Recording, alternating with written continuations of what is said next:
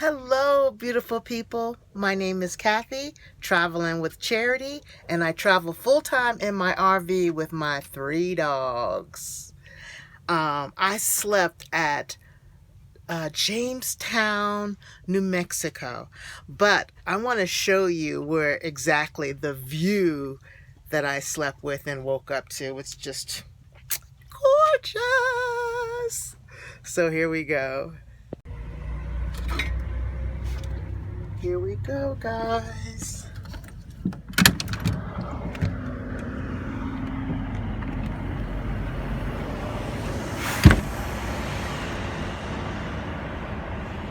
at this view.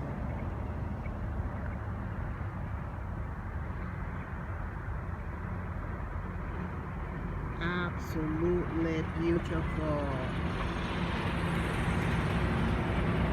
I mean, waking up to this, is that like the coolest thing in the world?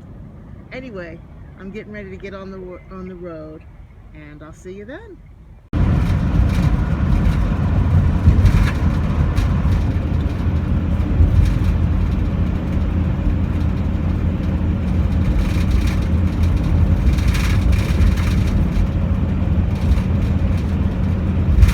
Isn't this absolutely beautiful?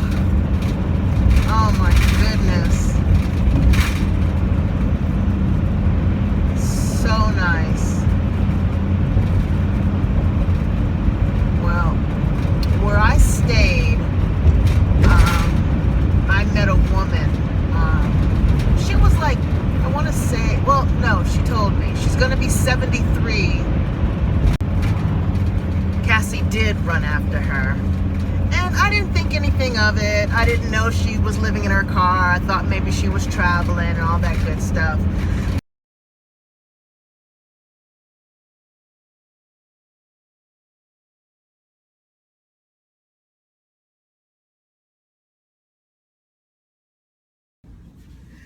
Well, guys, this is 2 days later. My battery ran out and, crap happens. And today I want to finish the story because I really want to do it outside, but it is so windy. You probably can hear it, and my RV is like shaking back and forth. But with me and Priscilla, we had such a good time that night. We just talked and talked and talked and talked about our own family, her family. She's a Navajo.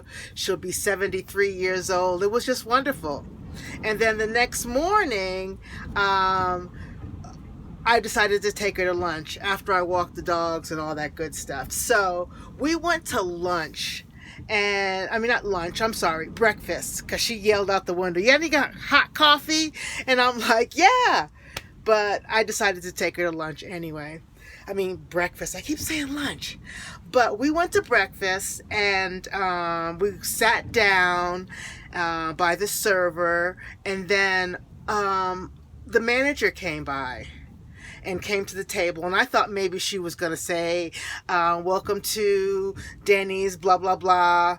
And but what she said was, "Are any of you two living in that that burgundy car out there, or sleeping in that burgundy car out there?" I said nothing, and Priscilla goes, "Yeah, me. I'm there, whatever." And so she started asking her questions that made me feel really uncomfortable. And where you're from, your family. And, I had already asked her all those questions, but I didn't think it was appropriate to ask her those questions while we're having breakfast. So she was answering some, and the one thing that really, really bugged me is when she said, she named some name, and it was a Navajo woman, elderly, that is still missing and can't find her car, can't find anything. And it almost made me feel like she thought that I was getting ready to, like, make her missing. And finally our food came, and when our food came, she says, "Can I have your number or your family member's number, and then let them know where you are, blah, blah, blah." Not knowing that I had already asked her all those questions and said all those things. And she has 3 kids, and she stayed with one of the sons, and the son wife was really mean to her and pretty much asked her to leave. The other son is in the service, wherever that is, and the daughter is in South Carolina and is like begging her to come to South Carolina, and but she doesn't want to do any of that driving. But the way she was talking, the manager was talking, every time she says stuff like, "Where you remember, you heard about so-and-so who came up missing, and it's always the Navajos," and then she'll give me that side eye. And I felt really uncomfortable. Finally, I had to ask her, "Can we just eat, and then afterwards you can like talk to her later, because we're having a good time here." And by the time it was all over, said and done, she was just doing the same thing that I was doing and hoping that we can find her family and not come up missing. I think, no, I know that, sometimes we as Black people, we have to prove to some people that we're okay and we're cool, and that's a sad thing.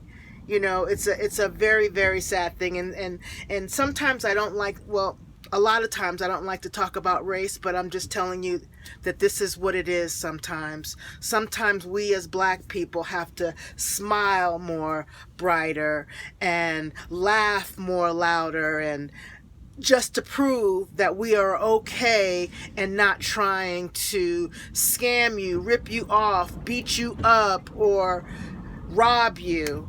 And I never did say anything to that lady after it was all said and done, but towards the end, I guess with our conversations and stuff, because she was asking me questions as well, she finally realized that I'm one of the good guys, Black, white, brown.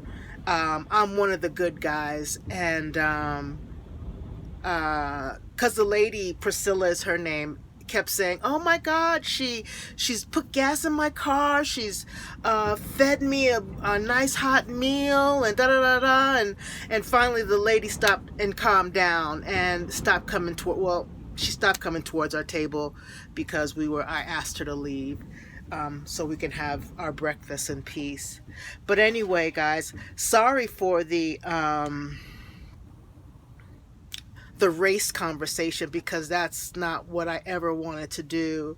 But I just wanted to tell you about Priscilla. Oh, and we have been away from each other for like 2 days. She has called me every single day. "Where are you? Are you okay?" She's worried about me.